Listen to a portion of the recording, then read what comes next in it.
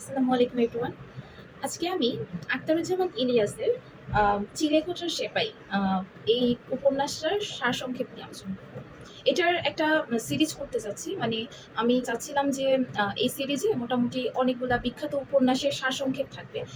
এটার একটা কারণ কি? কারণ হচ্ছে আমাদের যেই কম্পিটিটিভ এক্সামগুলো আছে এখানে অনেক চরিত্র প্রেক্ষাপট থেকে প্রশ্ন আসে। এখন আপনি যদি চরিত্র জাস্ট মুখস্থ করেন সেক্ষেত্রে এটা একটা টাফ ব্যাপার, মনে থাকে না যে কোন উপন্যাসের চরিত্র কি। অনেকে ছড়া দিয়ে মনে রাখেন, কিন্তু এর থেকে একটা ইফেক্টিভ ওয়ে হচ্ছে আপনি যদি জানেন রিটেনে, কিন্তু বিসিএস রিটেনের কথা বলছি, ওখানে কিন্তু আপনার আসেই যে আপনি অমুক রাইটারের অমুক উপন্যাসের এক সারসংক্ষেপ আলোচনা করুন। তো যদি এরকম আসে তাহলে তো তখন তো আপনাকে প্রিলি পাশের পর রিটেনে কিন্তু সেই সারসংক্ষেপ নিয়ে আলোচনা করা লাগবে। তো তখন যে এতগুলা সারসংক্ষেপ তো মুখস্থ করে কোনটার গল্প কি ছিল সেটাই ভুলে যাবে।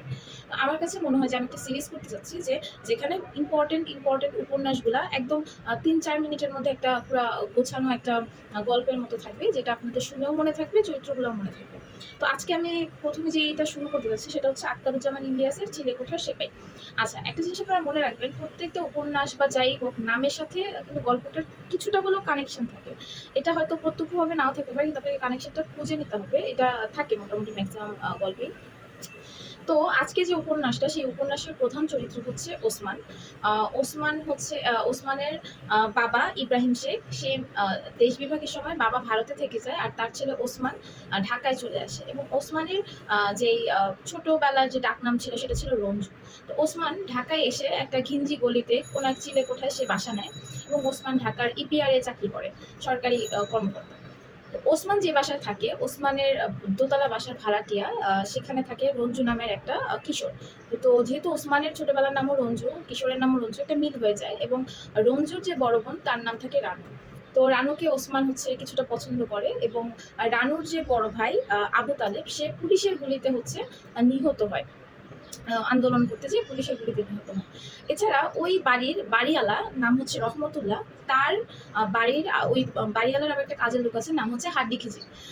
তো এই হাড্ডি খিজির হচ্ছে খুবই নিম্নবিত্ত, এবং সে হচ্ছে আপনার হাড্ডি খিজির খুবই বিপ্লবী টাইপের। তো সে ওই, যেহেতু এই পুরো ঘটনাটা ১৯৬৯ সালের প্রেক্ষাপটে, এবং ওই সময় পুরো জায়গায় আন্দোলন, মিটিং মিছিল, আইয়ুব বিরোধী আন্দোলন চলছিল। তো এই হাড্ডি খিজিরের বাড়িওয়ালা বলবো না, হাড্ডি খিজিরের যে মালিক রহমতুল্লাহ, তাকে এই হাড্ডি খিজির পছন্দ করতো না। কেন করতো না? কারণ এই রহমতুল্লাহ ছিল আইয়ুবের সমর্থক, আর হাড্ডি খিজির ছিল আইয়ুব বিরোধী।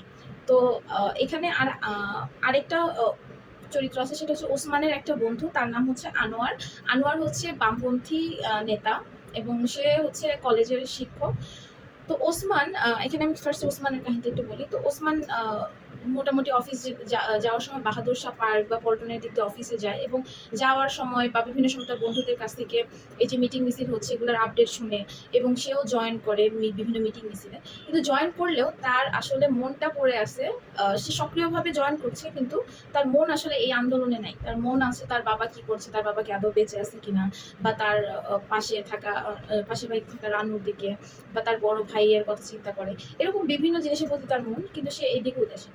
এবং এইসব সে আন্দোলনে যোগদান করেও আন্দোলনের ব্যাপারে সে উদাসীন, এবং এগুলো ভাবতে ভাবতে এই যে তার সাংসারিক যে চিন্তা ভাবনা, এগুলো ভাবতে ভাবতে তার আসলে রাতের ঘুম কমে যায়।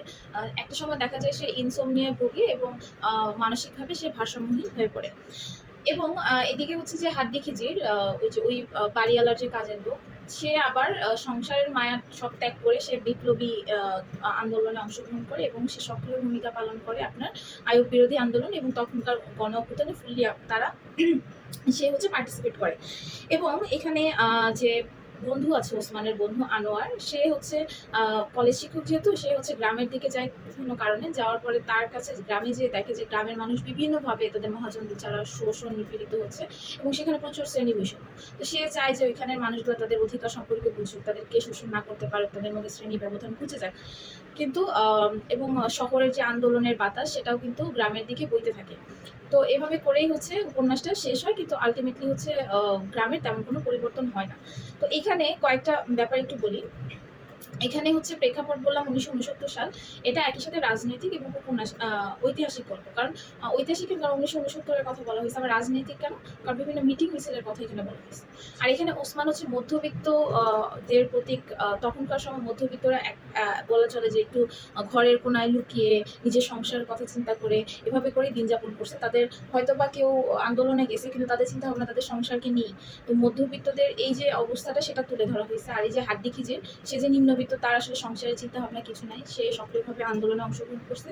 সেটা আসলে ওই সময় যে নিম্নবিত্ত মানুষরা ছিল তারা যেভাবে আন্দোলনে অংশগ্রহণ করছে সেটারই প্রতীক হিসেবে দেওয়া হয়েছে। তো এখানে হচ্ছে বগুড়া জেলার কথা গ্রাম হিসেবে উল্লেখ করা হয়েছে।